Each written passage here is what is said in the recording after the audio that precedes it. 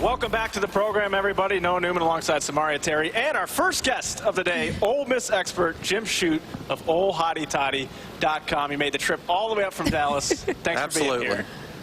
And now we'll get to the Cowboys and everything because I know you're Dallas, you're a trench singer, and so much to talk about going on with Ole Miss athletics. But start on kind of a somber note, former Ole Miss quarterback Jevan Snead, who recently passed away. I know you were pretty close with him, and you attended the funeral. Had an emotional experience. It was. I'd interviewed Jevan Snead prior to the 2018 season on a podcast, and we'd stayed in touch even this season, and it really was a shock. Evidently, they think there was some CTE, which is the concussion issues. Yeah. He had some depression, and it just caught everybody by surprise. The funeral, it was packed in Stephenville, Texas. Chad Morris spoke, who was his high school coach. Houston Nutt was there, several Ole Miss players. I think Keith Carter was there as well. I didn't see him because it was such a big location. But really a sad deal, and you really need to take depression serious. And the CTE situation, he had multiple concussions over the years. Oh, I didn't know that. Yeah. Wow. And you know, just may he rest in peace. Great guy. Yeah, you could tell he had a big impact here. How will you remember Jevan? What are some of the memories that bubble up when you think of Jevan Snead and his career here? Well, he took us to back-to-back Cotton Bowls, and nobody else has done that. Yeah. And, you know, I think the 2009 team underachieved a little bit, but they still made it to the Cotton Bowl. He had some great wins over Florida in the Swamp, beating LSU twice in a row. So he had some good times when he was here. Gotcha. Well, let's get into football now, this year's Ole Miss team. First reaction from the Missouri game, you know, when that game's wrapping up, what's going through Jim Schute's head? What's your big takeaway? Well, the first half is what really stood out to me because we had the touchdown that was called back. Yeah, that's right. That was huge because the penalty was nowhere near the play. And then the goal line, not getting the touchdown right before the half, those two plays right there were critical. And I think that was a big part of the game. But Missouri's a good team. Very good. And they have a good defense. Yes, yeah. I was just going to say, I mean, I don't know about you, Samaria, but I actually thought a lot of positives you could take away from that performance. And I agree. Absolutely. There's a lot of good things. When I was watching the game, I'm like, keep John Rice in the game. Stop taking him out. It seemed like as soon as he would kind of get hot, they would put in Matt Corral. Nothing against Matt Corral. He's a great kid.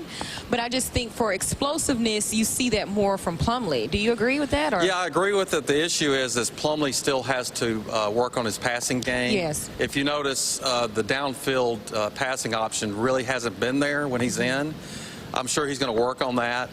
Corral's the better passer of the two. Yeah. But he's a dynamic player. He also plays the piano and is a musician. We Yes. saw that, yeah. Yes. So he's multi-talented. He's multi-talented. And I think he was only like 30 yards shy of being the team's leading passer Saturday. Right. So, I mean, he was still kind of up there with stats with Matt Corral in the And I'm sure he doesn't have any problems getting in date either. No, he has the voice of an angel. He plays baseball. He's a super nice kid. Yeah. I mean, he is. They said on the broadcast he's the Renaissance man. He really is. Yeah. So far, has this season met your expectations or exceeded your expectations, would you say? You know, it's about where I thought we would be. I think we talked about this last time, but 51 of our players are freshmen and redshirt freshmen. That's crazy. You add the sophomores, it's another 19. That's 70 out of the 85. We're probably one of the youngest teams in the country playing in the toughest conference in the country. So they're about where I thought they would be. They're young, they make mistakes, but they show some times where they can be good down the road. Yeah. Were you expecting to see Plumlee and Jerry and Ely and Snoop Connor be so explosive in their freshman seasons?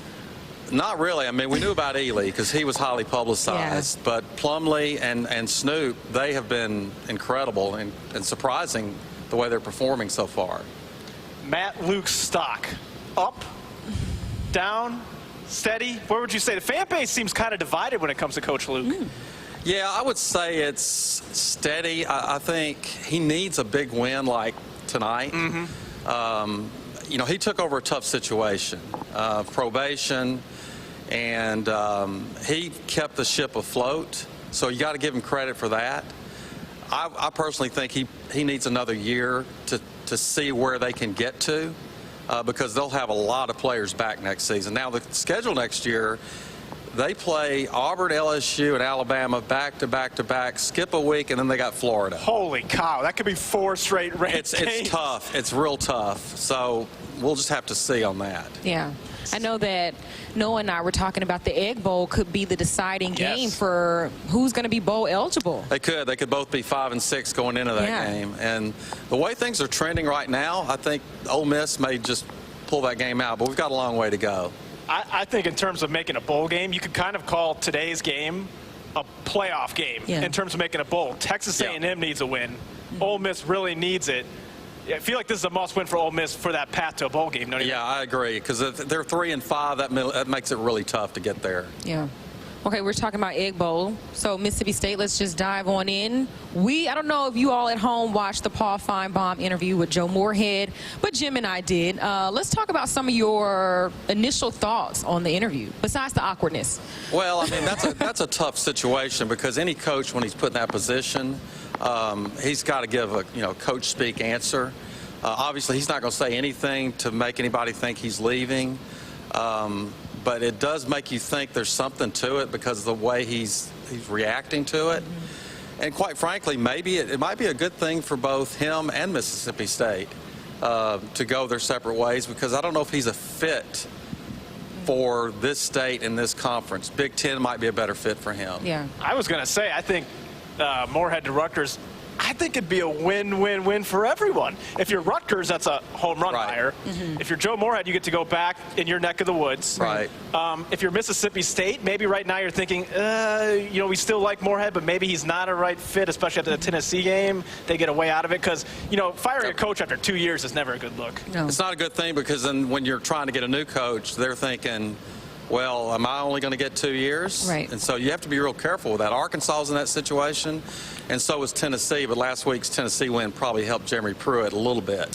Yeah. It definitely did. And like Paul Feinbaum said, he told Moorhead straight up, he's like, we just talked about the incident with your daughter. You're consoling your daughter after the game because people are saying your dad sucks. All of these things you're not doing as well as you thought you were going to be doing. So if you did leave, no one would be surprised. Right. It wouldn't be a surprise to anyone. Yes. Well, before we get your prediction, let's let you plug your site, Ole Miss, HottyToddy.com. And the first article up right now is an open letter to Dr. Glenn Boyce, the new chancellor. Yeah, so it's www.oldhottytoddy.com. My Twitter handle is @DFWLandshark. The last article was about an open letter to Dr. Glenn Boyce by Chuck Rounsaville, the Ole Miss Spirit, about some things he thinks we need to correct, both athletically and academically. It's not just athletics, but I think Glenn Boyce, he's our chancellor.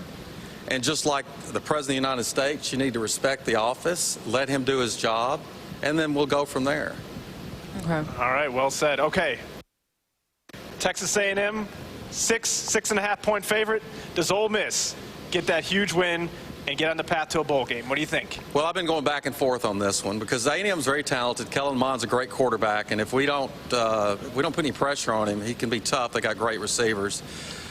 But I went back to that Arkansas-Texas A&M game, and Arkansas was very close to winning that game. Should have beat them. They should have beat them. And so with that and the home crowd, are going to be a big crowd at night, I'm picking Ole Miss to win 35-31. There you go. I like 35-31. That would be an exciting ball game. It would be. I like that. It would be. Hopefully we can pull it out, but it's going to be tough. Well, Jim, thanks for making the trip up from Dallas. We had a blast, and enjoy the game. Thanks for stopping by. Appreciate it. Thanks for having me. Jim Shute, ladies and gentlemen. We'll be right back on Sports Zone Saturday, live from Ole Miss.